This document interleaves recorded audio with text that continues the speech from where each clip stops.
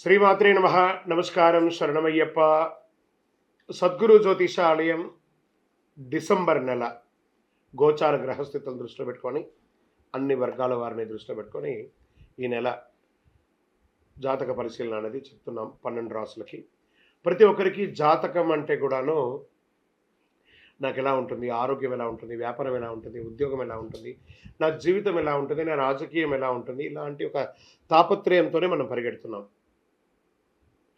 ప్రతి ఒక్కరు గుర్తుపెట్టుకోవాలి, జాతకం అనేది, జ్యోతిష్యం అనేది పడుతున్న వర్షానికి ఒక గొడుగే కానీ జ్యోతిష్యం జీవితం కాదు. మీరు మిమ్మల్ని నమ్ముకోండి చక్కగా. దాంతోపాటు మీ ప్రయాణంలో మీ ఒడిదుడుగులకి కాస్త జాతకాన్ని గుర్తుపెట్టుకోండి చాలు, కానీ జాతకాన్ని జీవితంగా భావించకండి. ఈ జాతకం దయచేసి అడిగేవాళ్ళు వాట్సాప్లో మాత్రమే మెసేజ్ పెట్టండి. అవకాశం ఉన్నప్పుడు రిప్లై ఇవ్వడం జరుగుతుంది, కానీ కాల్స్ చేయకండి. వాట్సాప్ చేసి మా ఆఫీస్ నుంచి మీకు కాల్ వస్తుంది. మీరు మీ జ్యోతిష్యం తెలుసుకోవడానికి మీ యొక్క date of birth, time of birth, place of birth WhatsApp చేయాలి. శరణమయ్యప్ప. అర్ధరాత్రి ఫోన్లు చేయడం, ఏయో క్వశ్చన్స్తో అడగడం, మళ్ళీ చెప్తున్నాను, డోంట్ కాల్ అస్, వాట్సాప్ చేయండి. శరణమయ్యప్ప. జ్యోతిషాస్త్రీత్యా ద్వాదశ రాశుల్లో 10వ రాశి అయినటువంటి మకర రాశి మిత్రులారా, మీరు ఉత్తరాషాఢ నక్షత్రం 2, 3, 4 పాదములు, శ్రవణ నక్షత్రం 1, 2, 3, 4 పాదములు, ధనిష్ట 1, 2 పాదాలకు జన్మించిన మీరు మకర రాశి వారిగా పరిగణించబడుతున్నారు.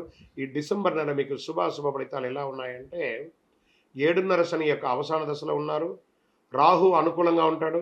బృహస్పతి 5వ ఇంట్లో, శని 1 మరియు 2వ ఇంట్లో, కేతు 9వ ఇంట్లో, కుజుడు ఈ నెల తిరోగమనంలో ఉంటాడు, 4 మరియు 11 ఇంటికి అధిపతిగా. 9వ ఇంట్లో కేతు. చేపట్టిన పనిలో అవరోధాలు ఉన్నప్పటికీ నిదానంగా పూర్తి చేస్తారు. ఆర్థిక పరిస్థితి మెరుగుపడుతుంది. నూతన వ్యక్తుల పరిచయం సంతోషాన్ని కలిగిస్తుంది. ఆస్తి క్రయ విక్రయాలు సమస్యలు తొలగిపోతాయి. భూమి నిర్మాణానికి సంబంధించిన విషయంలో మీకు అనుకూలమైన నిర్ణయం రావచ్చు. కేసుల్లో అనుకూలమైనటువంటి తీర్పులు రావచ్చు. ధన ప్రవాహం కూడా వచ్చే అవకాశం ఉంది. గృహ నిర్మాణం ప్రారంభిస్తారు. నూతన వాహనం కొంటారు. విలువైన గృహోపకరణాలు కొనుగోలు చేస్తారు. విద్యార్థులకి పోటీ పరీక్షల్లో చాలా అద్భుతమైనటువంటి ఫలితాలు పొంది విదేశాలకు వెళ్ళే అవకాశాలు ఉన్నాయి. ఆధ్యాత్మిక సేవా కార్యక్రమాల్లో పాల్గొంటారు. వ్యాపారాలు చాలా లాభసాటిగా ఉంటుంది. విదేశాల్లో ఉద్యోగం చేసే వారికి ఇది ఒక మంచి సమయం కూడా చెప్పచ్చు. ఉద్యోగం చేసేవారికి పై అధికారుల నుంచి ప్రశంసలు, ప్రభుత్వం నుంచి ప్రశంసలు అన్ని రకాలుగా గొప్పగా ఉంటుంది. చిన్న తరహా పరిశ్రమలు లేదా భారీ పరిశ్రమల వారికి ఇది చాలా బాగుంటుంది. సర్వీస్ సెక్టార్ ఉన్నటువంటి డాక్టర్స్, లాయర్స్, తర్వాత పోలీస్ డిపార్ట్మెంట్స్, ఈ యొక్క బ్యూరోక్రాట్స్, వీళ్ళకందరికీ కూడా ఇది చాలా అనుకూలమైనటువంటి ప్రభుత్వ రంగంగా ఉద్యోగం చేసే సర్వీస్ సెక్టార్లో ఉన్న వాళ్ళకి చాలా యోగకాలం అని కూడా చెప్పచ్చు. చిన్న ఆరోగ్య సమస్యలు తప్ప దీర్ఘకాలికంగా ఏమి లేదు. బంధువుల యొక్క రాకతో కాస్త అకారణ వివాదాలు ఏర్పడే అవకాశాలు ఉన్నాయి. కొత్త ప్రాజెక్ట్స్ ప్రారంభించడానికి ఇది మంచి సమయం అని చెప్పచ్చు. విదేశాలకు వెళ్ళి వృత్తి చేసుకోవాలనుకునే వాళ్ళకి విదేశీయ సంబంధిత వ్యాపారాలు, ఇంపోర్ట్స్ అండ్ ఎక్స్పోర్ట్స్ చేయాలనుకునే వాళ్ళకి ఇది మంచి సమయం. రాజకీయ నాయకులకి చాలా యోగంగా ఉంటుంది, కానీ ప్రజాక్షేత్రంలో ఉండేటప్పుడు నోరు అదుపులో పెట్టుకొని మాట్లాడండి. తస్మాత్ జాగ్రత్త.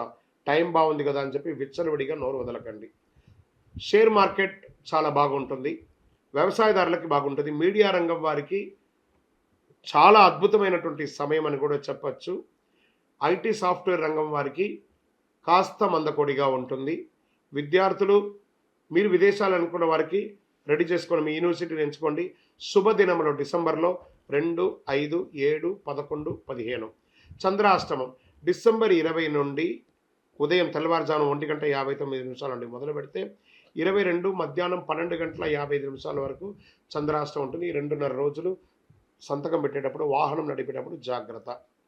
అదృష్ట సంఖ్య 5, 6, 9.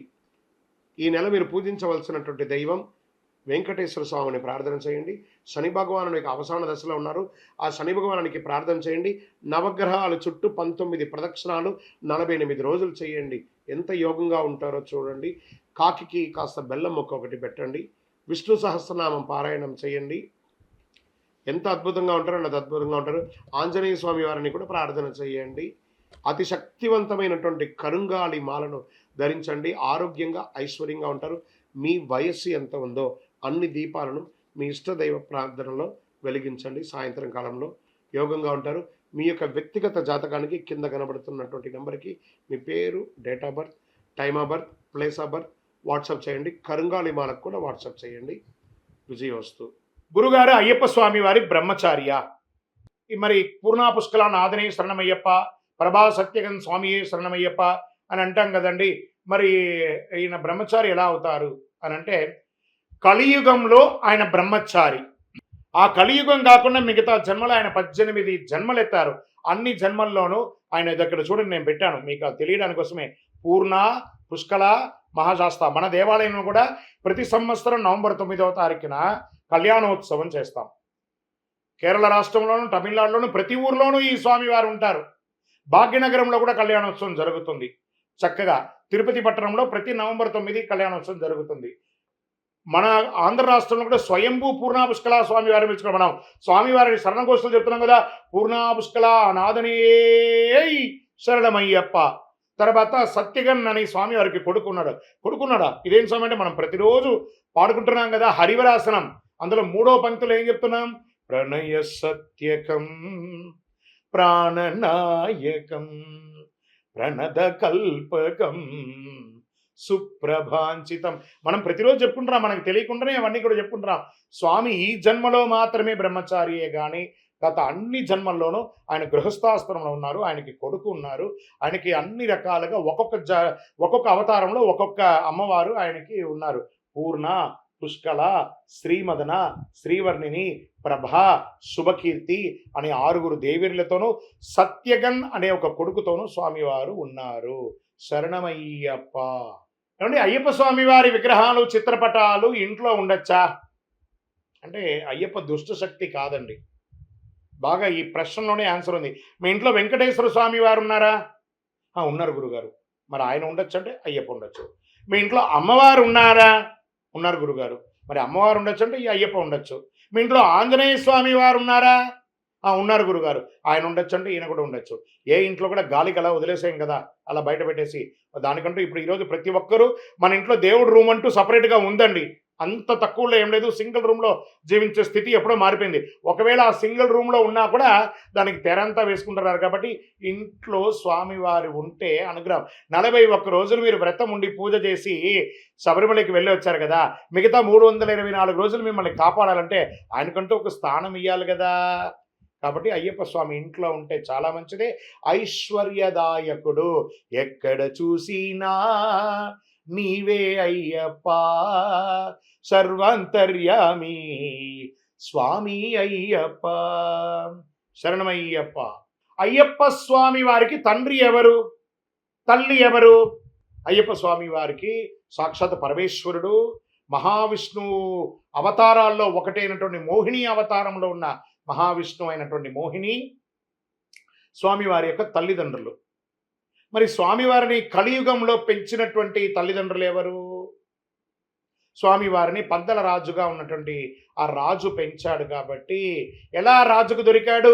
గోరాడవిలో బాలునిగా, సర్పము నీడలో తవలింప, వేటకు వచ్చిన బాలునకు రాజునకు పసిబాలునిగా కనిపింప.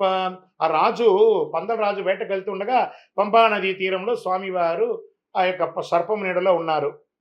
తీసుకువెళ్ళి ఆ భార్యకు ఇచ్చాడు. వాళ్ళకి పిల్లలు లేరు, పెంచుకుందాము శివ ప్రసాదమని. అతని పేరు రాజరాజవర్మ. స్వామివారి యొక్క తండ్రి పేరు రాజశేఖర పాండ్యుడు రాజరాజవర్మ.